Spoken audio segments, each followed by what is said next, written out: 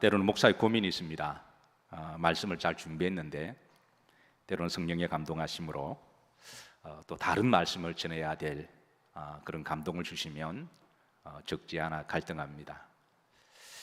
그래 조금 전까지만 해도 지금까지는 갈등하다 올라왔어요. 찬양을 드리도 갈등하다가 또 여기 서기까지도 지금도 갈등하는데요. 자, 여러분들에게 묻겠습니다.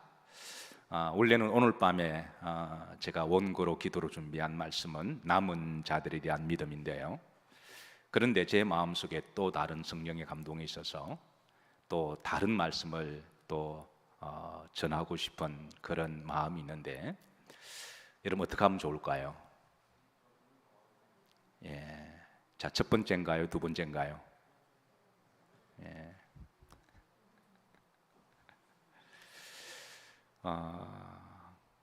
그런데 가끔 때로는 이제 원고 없이 목사가 성령이 감동하심으로 그냥 말씀을 전하는, 우리 노래도 그렇잖아요. 노래도 그냥 하는 게 있고 나이브로, 그냥 나이브의 라이브로 그렇게 하는 노래도 있는데요. 가끔 아무것도 없이 그냥 나이브하게 라이브로 하는 것이 더 서로 가슴에 와닿을 때가 있죠. 오늘 밤 제가 그렇게 한번 해볼까요? 대신에 죽을 수도 있습니다. 대신에 여러분 마음을 좀 편안하게 생각하시고, 내가 좀 받은 은혜가 몇 가지 있어서 좀 두서없지만, 그러나 약속은 할 수 없지만 제가 6시 30분, 20분 안으로는 마치도록 노력은 해보도록 하겠습니다. 자, 무슨 말씀이냐면 여러분들이 기도해 주셔서 오늘 우리 사랑하는 형제고 우리 권사님, 또 믿음의 동력자고 자매였던 김규현 권사님 그 3일 예배, 오늘 마지막 발인 예배와 화장 예배, 그리고 이제 천국 환송 예배를 오늘 마지막 드리는 날인데요. 제가 1시에 이제 백제까지 가서 이제 하나님께 잘 그 영혼을 이제 올려 보내고 돌아왔습니다. 감사한 거는 여러분 기도해 주셔서 감사를 드리고, 또 감사한 거는 함께 우리 역전의 용사들이, 우리 권사님들 연세가 연만하시고 한평생 믿음 생활 잘하셨던 그 권사님들이 한 대여섯 7분이 함께 동행해서 힘이 되고 또 은혜가 되었습니다. 자, 죽음에 대해서 또 죽음 이후에 대해서 세상에 많은 종교들이 있지만 실제로 거기에 대해서 정확하게 가르쳐주는 종교가 그리 많지가 않습니다. 세상에 많은 철학자들이 결국은 고민한 게 결국은 죽음의 문제였죠. 뭐 소크라테스든 플라톤이든 아리스토텔레스든 탈레스든, 역사에 정말 옛날에는 머리 좋은 사람이 다 철학자잖아요. 우리가 박사학위 이야기할 때 다 철학 박사에서 박사학위는 원래 두 개밖에 없죠. 철학 박사, 신학 박사, 필라소픽 닥터하고 디알로지 닥터 두 개밖에 없습니다. 우리가 여러분들 알고 있는 뭐 생물학 박사, 뭐 이렇게 물리학 박사 다 그 두 개에서 내온 거니까. 그러니까 옛날에 정말 머리가 좋고 인생을 제대로 살아보려고 한 사람들은 다 철학적 고민과 신학적 고민을 한 사람들이죠. 그래서 위대한 철학자들 가운데 아무리 죽음을 고민하고 논해도 결국은 답을 찾지 못했습니다. 그런데 놀랍게도 여기 대해서 답을 주는 곳은 바로 하나님이시고 말씀이시고 예수 그리스도십니다. 이런 점에 있어서 여러분은 알고 믿으셨던 아니면 모르고 믿으신지는 몰라도 따라서 하십니다. 땡 잡은 거예요. 정말 우리가 제대로 알고 믿는 것은 축복입니다. 죽음에 대해서 성경은 뭐라고 이야기하냐면 전도서 12장 7절, 제가 두서없이 이렇게 하다 보니까 말씀이 막 왔다 갔다 할 수가 있어요. 여러분 알아서 잘 정리하시고, 대신 우리 방송실에서 제가 성경 구절을 좀 이야기하면 여러분 조금 민첩하게 좀 움직이셔서 그 구절 좀 띄워주세요. 그러면 아마 우리 성도님들이 보시는데 아마 도움이 되리라고 생각합니다. 전도서 12장 7절에 의하면 죽음에 대해서 이렇게 말씀합니다. 흙은 육으로 돌아가고, 흙은 흙에서 왔으니 결국은 흙으로 돌아가고, 영은 하나님께서 왔으니 하나님께로 돌아가기 전에 기억할지라 그랬습니다. 그러니까 무엇을 기억하라고 하냐면, 육과 영이 분리되기 전에 하나님 우리에게 육적인 생명과 영적 생명을 주셨을 때에 반드시 기억하라고 하는 것이죠. 그래서 전도서 12장 7절의 버전에 따른 번역은 죽음에 대한 정의를 이렇습니다. 바로 육과 영이 분리되는 사건이다. 육과 영이 분리되는 시간이다. 그래서 우리 몸에는 두 자아가 있죠. 그 두 자아는 로마서 12장, 로마서 7장 21절 여기에 보시면요, 사도 바울이 고백하기를 내 안에 두 자아가 싸운다 그랬습니다. 육신의 자아와 그리고 하나님 모법을 따르는 성령의 자아가 싸운다라고 그렇게 이야기해요. 고린도서 3장에서도 내 안에 육신의 법이 있고 또 성령의 하나님의 전이 있는 줄 너희가 알지 못하느냐라고 말씀하시고, 고린도서 15장 51절 이하로 보면 우리에게는 육의 몸도 있거니와 영의 몸도 있느니라 라고, 이렇게 성경은 여러 부분에 대해서 우리 육신의 몸 속에 두 자아가 있음을 알려주고 있습니다. 그래서 육의 자아가 있고 영의 자아가 있는 거죠. 그래서 이 육의 자아와 영의 자아가 언제 분리되느냐 하면 소위 죽음이라고 하는 사건을 통하여 이게 이제 분리되는 것이죠.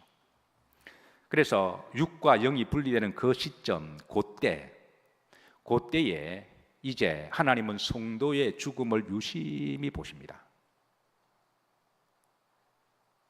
왜냐하면 그 성도의 마지막에 이제 천국 가는 마지막, 최종적으로 이 땅의 마지막 결정은 바로 그때 정해지기 때문에, 그래서 성도의 그 죽음을 유심히 본다고 하는 말씀이 시편 116편 15절에 있는데요. 한번 화면 올려주세요. 왜 유심히 보느냐 하면 바로 그 순간에 하나님은 믿는 자들의 영혼을 잘 인도해서 영원한 삶으로 인도하기 위함이시죠. 자, 그의 경건한 자들의 죽음은, 이전 성경에는 성도의 죽음은 이렇게 되어 있습니다. 그리고 귀중한 것이로다. 이전에는 유심히 보시도다. 이렇게 번역이 되어 있는데요. 자, 그래서 우리가 소위 이제 기독교에서 말하는 소위 이제 육과 영이 분리되는 그 시점에 우리는 이제 하나님 앞에 예배를 드리죠. 그게 이제 우리가 장례 예배라고 이야기합니다. 그 3일 동안의 하나님과 약속, 하나님과 약속한 시간에 그 안에 이제 육은 화장을 통해서 땅에 묻거나 화장을 통해서 흙으로 돌려보내는 것이고, 영은 하나님께 올려드리는 것이 바로 그 장례 예배라고 보시면 됩니다. 여러분, 사람의 육의 생명은 성경은 시편 90편 10편에 보시면 다 유한함을 알려주죠. 사람이 연수가 70이고 또 어떤 사람은 강건하면 80이라도 대략 그 언저리를 사세요. 아무리 100세 120세 이야기해도 여러분 보세요, 다 그 언저리입니다. 그리고 뭐 또 100세까지 살아도 그게 또 그거잖아요, 그죠? 어쨌든 그 언저리인데요. 우리가 이렇게 살아가면서 우리 속에 있는 두 자아가, 여러분 육의 자아가 진짜 나일까요? 아니면 영의 자아가 진짜 나일까요? 여러분 어떠세요? 우리 속에 있는, 우리가 육체가 있을 때는 우리 속에 두 자아가 있음을 알려줍니다. 이 두 자아 중에 어느 것이 나의 진짜 자아일까요? 세상 사람들은 영에 대해서 잘 모릅니다. 왜? 누가 가르쳐주는 사람도 없고 어디 가서 들을 수도 없으니까. 오직 이 영과 죽음과 천국은 교회에 왔으만, 말씀을 통해서만, 설교를 통해서만 들을 수가 있어요. 그러니까 세상 사람들은 알지를 못하는 거죠. 그리고 이 세상은 너무 육적으로 발전되어 있어서 육신의 정욕과 안목의 정욕과 이생의 자랑에 굉장히 사람들이 민감해 있어서 이 부분은 거의 대부분 다 전문가들입니다. 뭐 누가 가르쳐 주지 않아도 굉장히 육적으로, 이 세상은 육적인 곳이니까. 그러다 보니까 어떤 사람은 그 육신의 자아가 자기 인생의 주인으로 살아가는 사람들이 있습니다. 모든 것을 다 육적으로 계산하는 거죠. 그래서 육신의 자아가 자기의 진짜 모습일 거로 생각해서 그렇게 육신의 자아로 살아가는 사람이 있는데요. 근데 문제는 이렇게 육신의 자아로 살아가면 육신은 반드시 한계가 있죠. 70이고 80 정도든. 그러면 이 육신의 자아가 끝나게 되면 그 사람의 인생은 너무너무 허무한 거예요. 그러니까 육신의 죽음은 결론은 허무한 겁니다. 그래서 시편 39편 6절 한번 올려주세요. 여기 보시면 모든 인생은 다 그림자이며 허무하다라고 말해주고 있습니다. 성경은 우리에게 육신의 자아가 있고 영적인 자아가 있는데 결국은 육신의 자아는 영적인 자에 비하면 결국은 그림자라고 하는 거예요. 성도의 진짜 자아는 바로 영적인 자가 진짜 자라는 것이죠. 그래서 여러분 전도서의 1장에 보시면 그렇게 화려한 인생을 살았던 솔로몬의 그 마지막 육적인 고백이 이 세상은 헛되고 헛되고 헛되고 헛되도다, 그렇게 5번이나 강조하잖아요. 장례를 치르다 보면 이 장례식장에서 많은 사람들이 애통해하고 어떤 사람은 거의 실신까지 합니다. 물론 육신적으로 우리가 이별 때문에 애통해하는 것은 충분히 우리 믿는 사람들도 함께 그 일을 합니다. 예수님도 나사로의 죽음 앞에 가서 비통해 하셨으니까. 그러나 소망이 없는 절망은 아니거든요. 지옥 가는 무서움은 아니잖아요. 단지 육신적으로 우리가 헤어짐에 대한 이별의 상실함 때문에 애통해야지만 그건 절망은 아닙니다. 그 가운데도 우리는 소망이 있는 거죠. 그런데 세상 사람들은, 어떤 사람들은 이제 그 육신의 그 마지막에 죽음 이후에 영적으로 본능으로 가야 할 지옥이 있기 때문에 절망하고 때로는 실신까지 하는 분들도 들어 계세요. 어쨌든 육신적으로 그렇게 모든 걸 걸고 살았는데 나중에 그 육신이 죽고 난 다음에는, 아니 얼마 전까지만 하더라도 펄펄하게 뛰어다닌 사람인데요, 왜 안 그렇겠습니까? 지난주까지만 해도 그냥 온몸이 걸어다니는 사람이 죽어서 아무것도 하지 못하면 그건 정말 허무한 거죠. 특별히 이 세상에 자기 성공신화가 있는 사람들은 더 그렇습니다. 그래서 세상에 뭐 대통령이나 또 뭐 장관이나 아니면 성공적인 삶을 살았을 때 그 사람이 죽게 되면요, 그 주변에 많은 사람들은 이렇게 훌륭하고 위대한 사람이 죽음에 대한 허무함을, 그렇게 애통을 하는 걸 보게 되죠. 그가 아무리 위대한 삶을 살았다고 할지라도 육신의 죽음 끝에는 허무하다고 하는 것이죠. 알렉산더 대왕이요, 여러분 잘 아시다시피 33살에 헬라 제국을 건설했잖아요.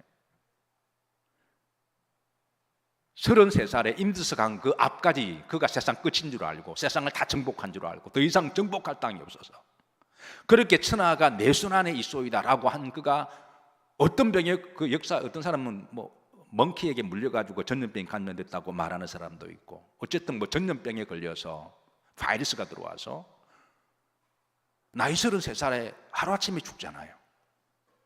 그가 병에 걸려서 시름시름 죽어갈 때 그의 마지막 유언이 관 밖으로 자기 오른손을 내놓으라 그랬죠. 그의 죽음 앞에 너무 허무하고 애통해 여기던 그 신하들이 왜 그렇게 하시냐 그러니까 알렉산더가 말하기를 인생이 너무 허무하다라는 거예요. 자기가 목숨을 걸고 전쟁을 싸우면서 그 엄청난 제국을 이루었는데 죽음 앞에는 너무너무 허무한 거예요.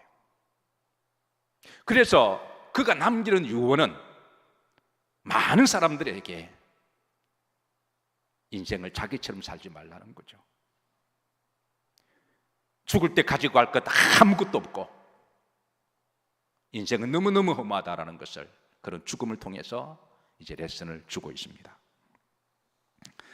성경 역시 육신은 죽으면 허무하다라고 우리에게 알려주고 있어요. 그래서 육신의 자아가 자기의 진짜로 알고 살아간 사람들은 죽음 앞에서 너무너무 허무한 거예요. 너무너무 허무한 거예요.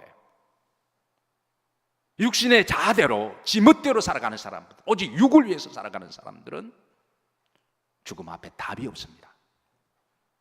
성경은 이 부분에 대해서도 이야기를 해주고 있습니다. 그런데 영적인 자아로 살아가는 사람들은요, 그게 진짜 자아인 사람들은 육과 영이 분리되면서 육은 흙으로 돌아가는 거죠. 그런데 영은 하나님께로 가서 이제 그때부터 진짜의 삶이 기다리고 있습니다. 그러니까 죽음 속에서 영혼을 바라보면서 스데반이 왜 죽어가면서 그가 하나님께 영광 올려드리며 얼굴이 성령 충만한 기쁨으로 돌아갔을까요? 남들이 볼 때는 그 미친 거 비슷한 게 보이는데요, 그는 죽음 너머의 영원한 삶을 바라보고 살았기 때문에 그런 것이죠. 맨정신에 돌에 맞아가는데 그거 웃으며 죽을 사람이 누가 있나요?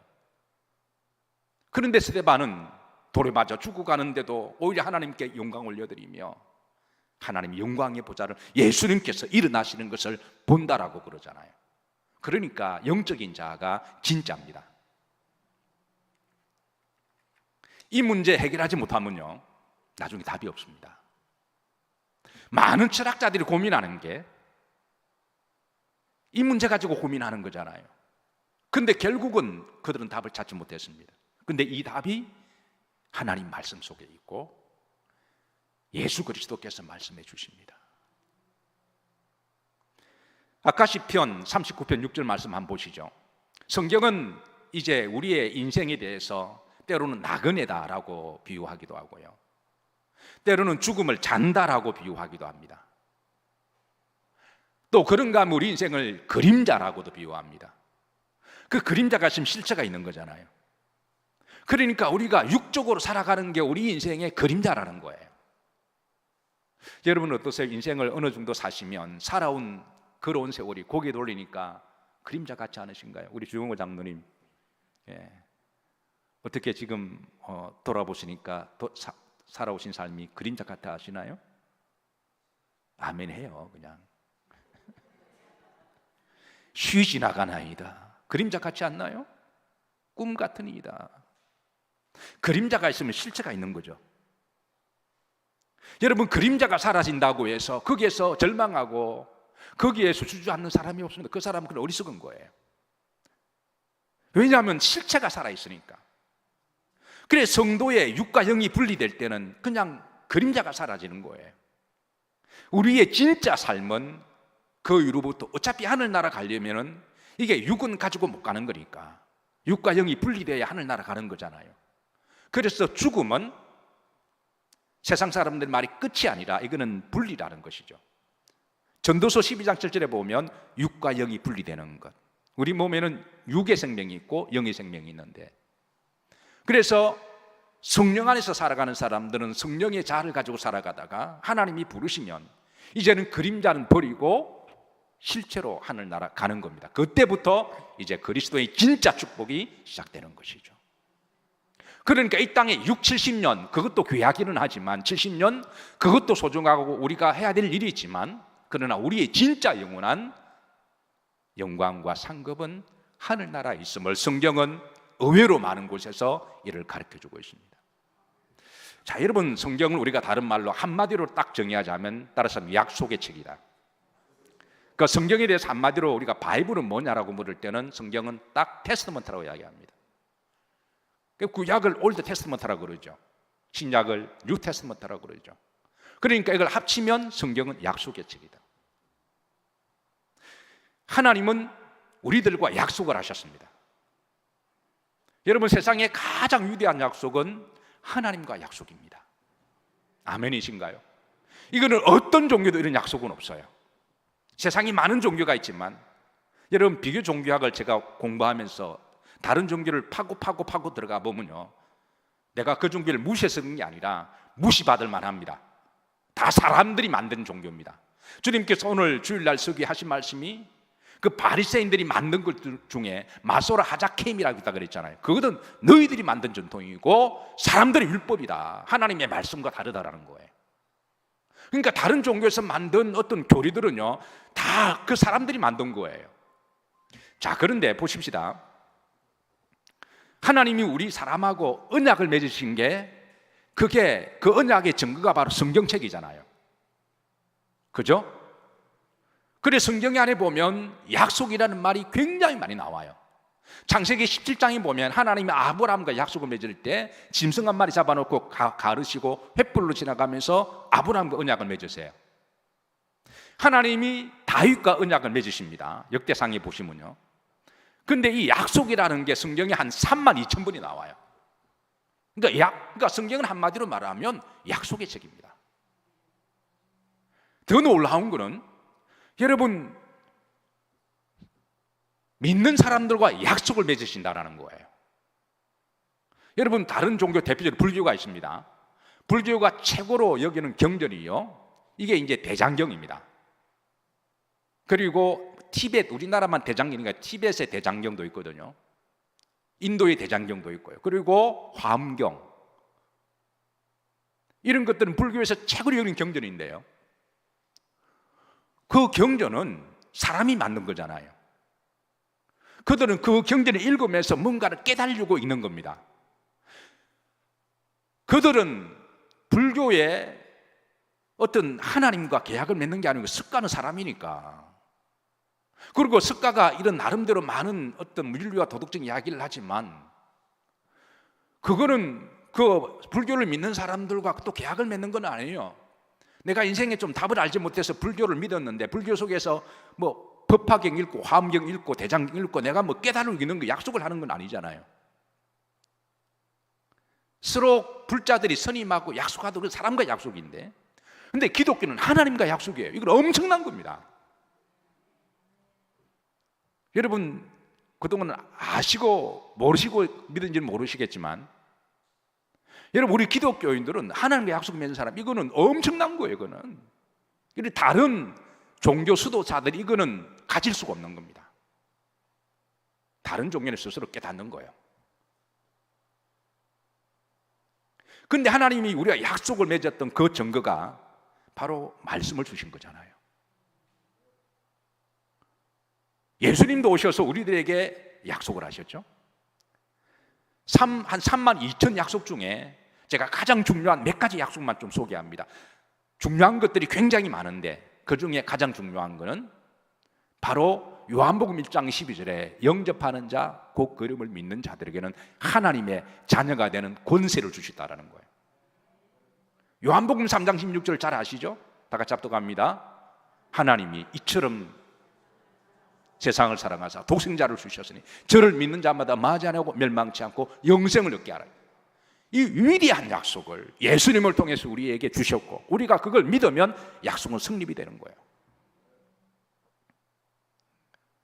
또 하나님 우리에게 주신 약속은 사도행전 2장 31절 이하 38절에 보시면, 누구든지 자기 죄를 회개하고 예수님을 믿고 영접하면 성령을 선물로 주리라. 그리 믿는 자들에게 성령을 하나님이 주시는 거예요. 그동안 육신적으로 살아가다가 그 속에 원죄 악한 영으로 살아가다가 이게 우리의 자아였는데, 그런데 거룩한 영이 들어오면서 우리 속에 영적인 자아를 만들어 가시는 거죠.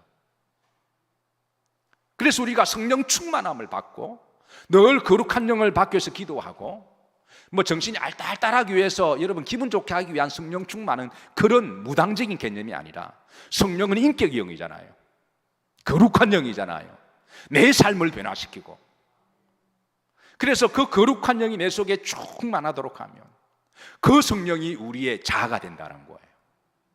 그리고 어느 시점에 대해서 육신이 주인이 아니라 성령께서 나의 자아를 만들어 주셔서 그 성령이 나를 이끌어가게 하는 것, 우리는 그렇게 살아가는 것이 우리의 진짜 자아라고 하는 것이죠.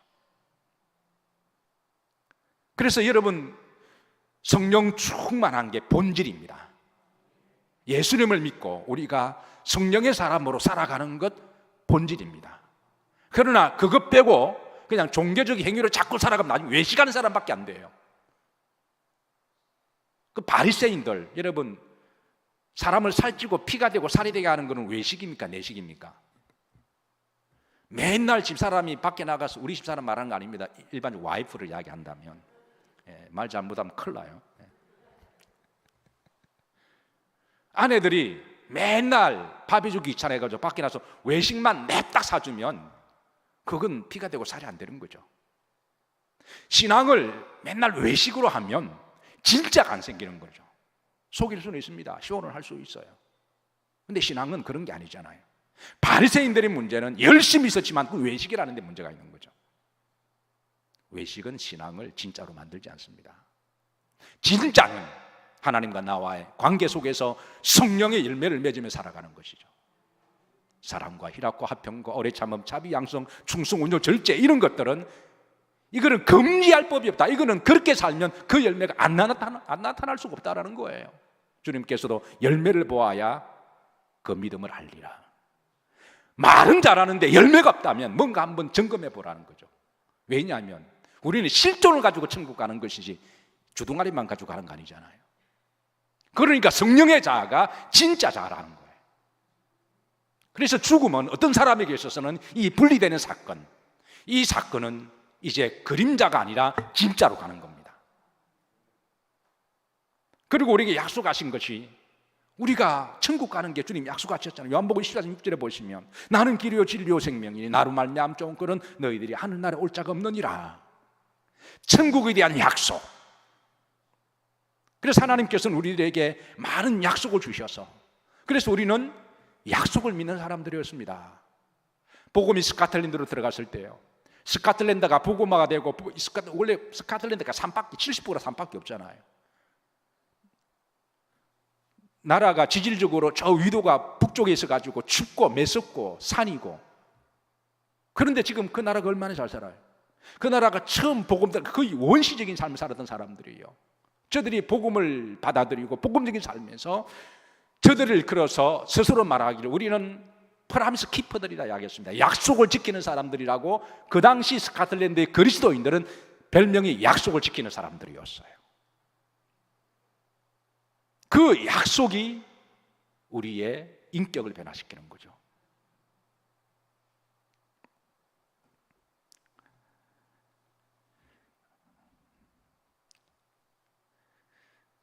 그래서 오늘 제가 이제 이 장례 예배를 집도를 하고 마지막 이제 우리 사랑하는 군사님을 하늘나라로 잘 마무리해야 되잖아요.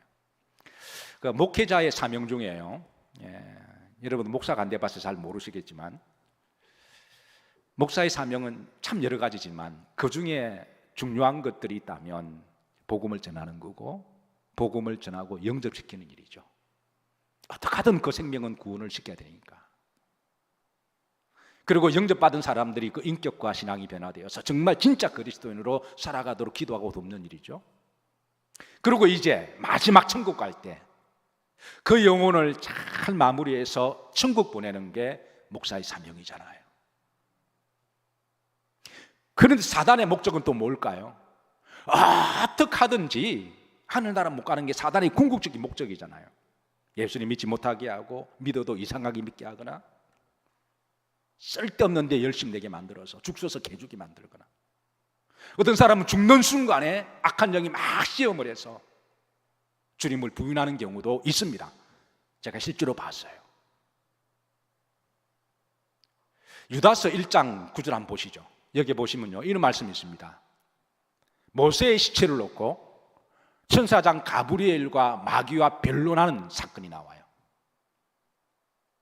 천사장 미가엘이 모세 시체에 관하여 마귀와 뭐하여 다투어 변론할 때, 여러분 모세 같으면 얼마나 믿음 좋은 사람이에요. 모세가 죽었습니다. 그런데 그 죽음을 가지고도 마귀가 왜 다툴까요? 바로 모세를 지옥 보내야 된다는 거예요. 왜냐하면 여러분 모세도 사람이기 때문에, 그가 사람도 살인한 적도 있습니다. 돌 가지고 욱하는 감정 때문에 사람을 돌로 쳐 죽여버려. 그건 십계명에, 그거는 살인죄에 해당되는 거죠. 그리고 모세는 거짓말을 했을까요, 안 했을까요? 이쪽 파트. 자, 모세는 거짓말 했다, 안 했다? 했죠. 모세도 사람인데. 그러니까 모세도 사람이기 때문에 때로는 죄를 지었겠죠? 지었죠. 죄의삭은 사망이잖아요. 그러니까 그걸 가지고 마귀가 모세조차도 지옥 보내려고 다투어. 그런데 천사장 미가엘이 말하기를, 여기 보시면 주께서 너를 꾸짖기를 원하시노라. 그러니까 마지막 사람의 죽음 이후에 그 영혼까지도 하나님이 천사를 보내주셔서 마귀가 장난하지 못하도록 그렇게 천국으로 인도하는 그 영계에 대해서 주시는 말씀이 유다서 말씀이라는 거예요. 아까 제가 시편 16편 9절에 보시면 성도의 죽음을 하나님이 어떻게 보신다고요? 유심히 보신다 그랬습니다. 왜냐하면 마지막 죽을 때 정말 잘못되면은 정말 개줘버리거든요. 그래서 이 목사의 사명 중에 하나가요, 어쨌든 하나님이 여러분들을 저에게 맡겨주신 거잖아요. 하나님이 양떼들이니까. 그러니까 어떻게 하든 이제 여러분들의 복음을 잘 전하고 또 기도하고 여러분의 영혼을 하늘나라 보내는 게 제 사명 중에 하나인데요. 그래서 보통 이제 유독하시면 제게 전화 연락이 오죠. 목사님 기도해 달라고. 그러면 어떤 경우는 이제 한 달 전에 하시는 분도 계시고 어떤 분은 한 주 전에 오시는 분도 계시고, 그러면 이제 이야기를 들어보고 병문안 가면 느낌이 오죠. 아, 이분은 오래 못 사시겠다. 그러면 보통 한 주 정도, 그러면 가족들도 슬퍼하고 애통해할 때 목회라고 하는 수로 마음을 나누고 함께 성도들을 사는 게 목회니까, 그러다 보면 한 주 동안 같이 마음을 아파합니다. 전화도 하고 문자도 보내고 기도하고 어떻게 상황이 되어가냐고. 그러니까 고를 동안에 여러분 올 때 목사가 때로는 좀 침울하게 보일 때도 있는 거, 여러분 제가 부탁을 드리는데 좀 이해를 해 주시길 바라요. 제가 기분이 나쁘거나 여러분들에게 뭐 그런 게 아니라, 그렇잖아요. 지금 사람이 이렇게 위독하신데 함께 마음을 나누고 함께 기도하다 보면 목사가 때로는 무거워질 때가 있는데, 물론 그런 걸 표시 안 내려고 애를 많이 쓰려고 합니다만은, 그런데 때로는 표시가 날 때가 있을 때, 그래서 이제 하나님이 이제 데려가셨다고 하는 그런 연락을 받게 되면 이제 그때부터 이제 목사가 해야 될 일이 육과 영이 분리되는 그 순간에, 그리고 돌아가시기 전에 목사가 기도하는 것은 모세의 시체 가지고도 마귀가 역사하는데, 그래서 내가 신방 가면 제가 마지막 때 꼭 부탁하는 게 있습니다. 유독하시고 숨을 이렇게 쉬지 못하시면, 근데 하나님은 놀라운 거는 귀는 열어놓으시거든요. 아무리 코마 있더라도 귀는 반드시 열어놓으십니다. 그래서 우리가 신방전을 부목사님 제가 말씀드릴 때 아무리 말 못하고 그런 것 같아도 귀 열어놓으신다. 그래서 다른 건 몰라도 이제 기력도 다 떨어질 거니까 주기도문, 사도신경, 십계명은 계속 암송하면서 고백하라고 제가 부탁을 드려요. 왜냐하면 그게 신앙의 압축이거든요. 사도신경, 성경을 압축해 놓은 거잖아요. 주기도문 주님 가르쳐, 십계명은 하나님의 말씀의 압축이잖아요. 그래서 그것만은 잊어버리지 마시라고. 사람 이름 다 잊어버려도, 배우자 이름 잃어버려도 괜찮다. 그런데 그건 잊지 마시라고. 근데 어떤 분은 가끔 가슴 철렁하는 말씀하세요. 목사님 생각이 안 나요. 그래요. 그러면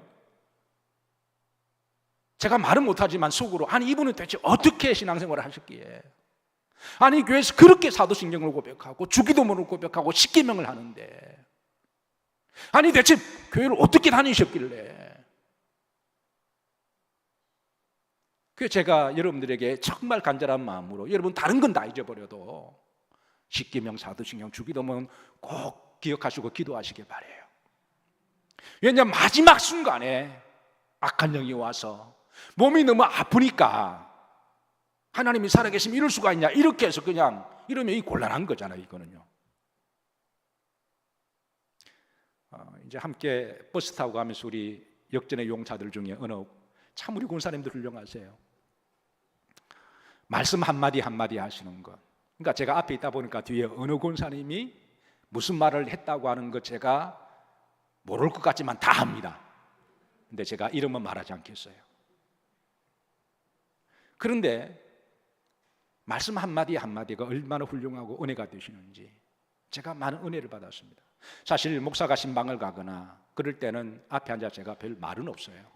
그러다 보니까 어떤 경우는 그냥 조용히 갔다가 조용히 올 때가 있는데요. 그러니까 저와 같이 가면 재미가 별로 없습니다.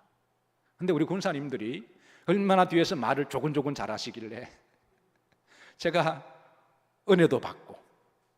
그런데 어느 한 군사님이 그렇게 말씀하시더군요. 우리 김기용 군사님은요, 주일 예배를 딱 한 번, 두 번 빠지셨다는 거예요. 그러니까 끝까지 예배를 잘 들으시다가 가령 예를 들어서 몸이 너무 아파서 1년 동안 교회를 못 나오고 병석에 누워 계시면, 몸이 너무 아파서 신앙도 떨어지고 믿음도 떨어지고 나중에 예수님도 부인하게 되면 그건 안 되는 거잖아요. 그래서 여러분 하늘나라 가기까지 교회 잘 오시길 주의 이름으로 축복합니다. 그게 복입니다, 여러분. 몸이 멀어지면 마음도 멀어진다고요. 근데 여러분, 예배 드리시다가 하늘나라 가시게 되면, 돌아가시면 그게 교회 시험거리일까요? 아니면은 그게 은혜일까요? 예, 앞으로 그런 일이 나와도 당황하지 마세요. 어떤 교회는 예배 드리다가 누가 돌아가시니까 교회가 뒤집어졌어요. 시험 들어가지고. 아니, 역으로 생각하면 그 얼마나 영광스러운 거예요. 아니, 소방서들은 불 끄다가 죽는 게 영광이라 생각하고, 군인들은 싸우다가 전장터에서 죽는 게 영웅이라 생각하는데, 우리 믿는 사람들이 술집도 아니고 세상도 아니고 교회 와서 예배드리다가 조용히 눈을 감고, 그게 심장마비든 스트로크든 간에 뭐든 간에 그렇게 하늘나라 가는 거는 그게 시험 드는 일인가요?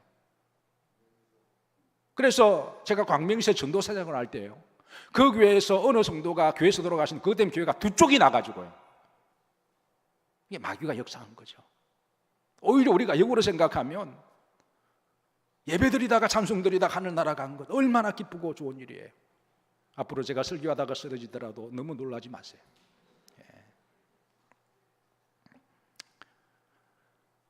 제가 뭐 하다가 또 여기까지 왔나요? 두서없이 하다 보니까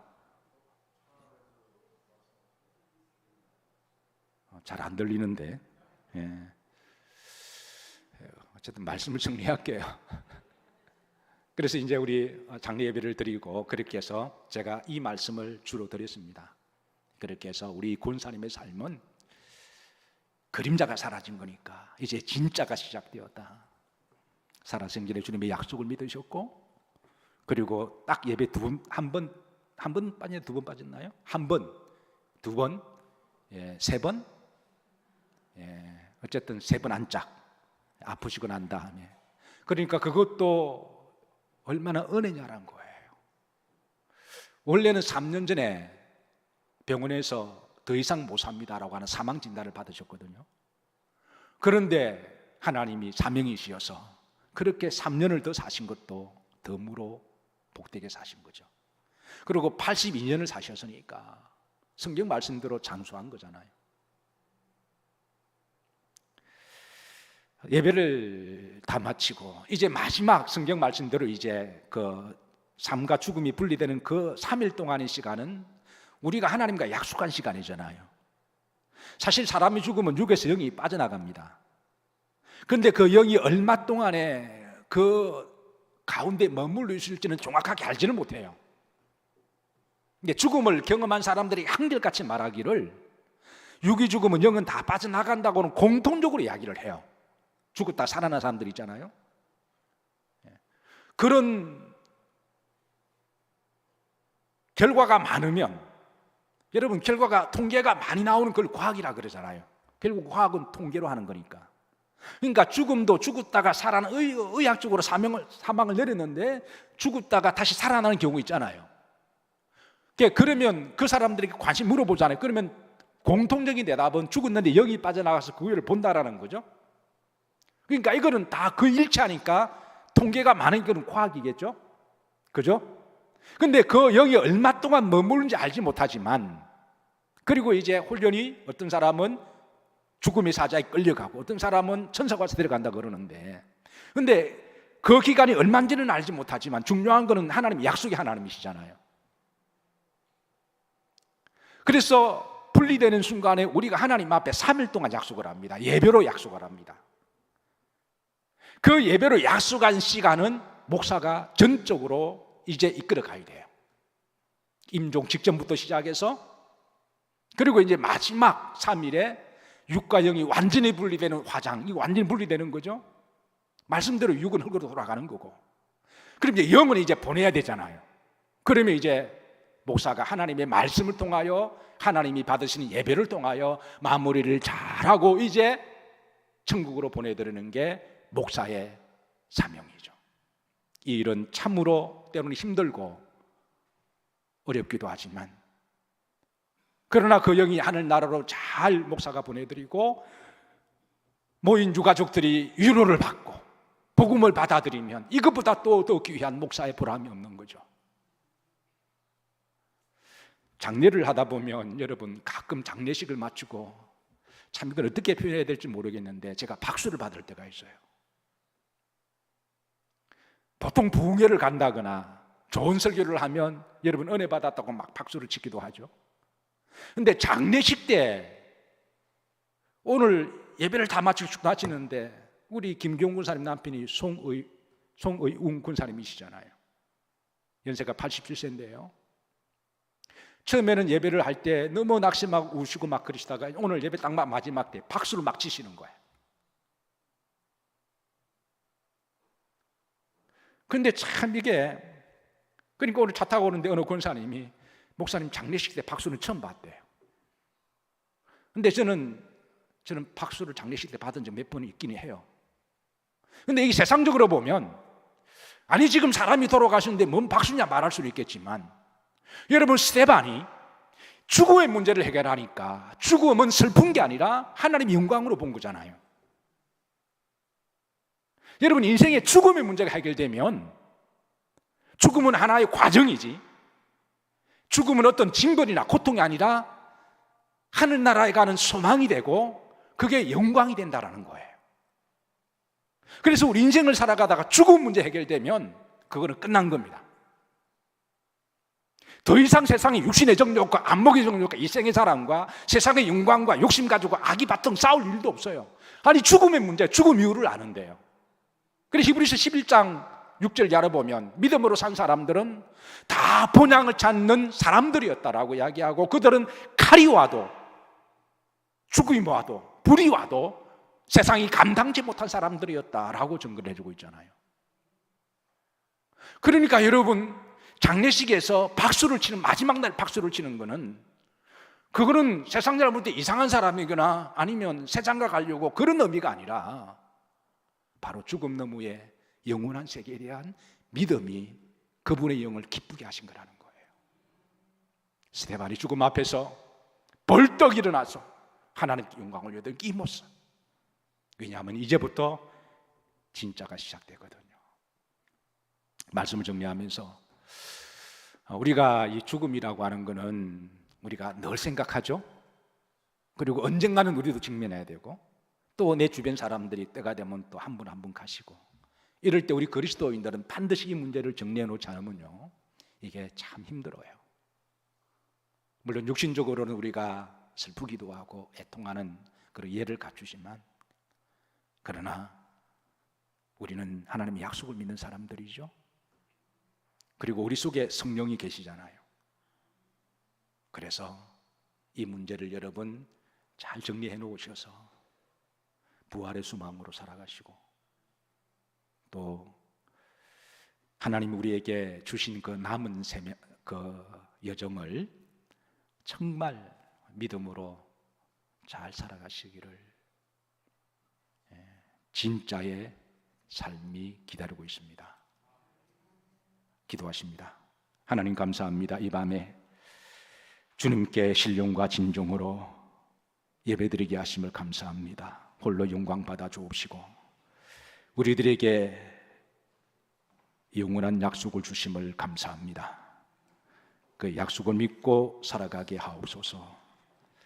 사랑하는 우리의 자매 김규현 권사님의 그 영혼을 주님 말씀대로 하늘나라로 잘 인도했습니다. 이제 그곳에서 다시 사망이나 애통이 눈물이 없는 곳에서 영생 복락을 누리게 하옵시고, 우리도 머지않아 가야 할 그날을 사모하고 준비하며 힘있게 기쁘게 사명 잘 감당하며 살아가게 인도해 주옵소서. 예수님 이름 받들어 축복하며 기도하옵나이다. 아멘.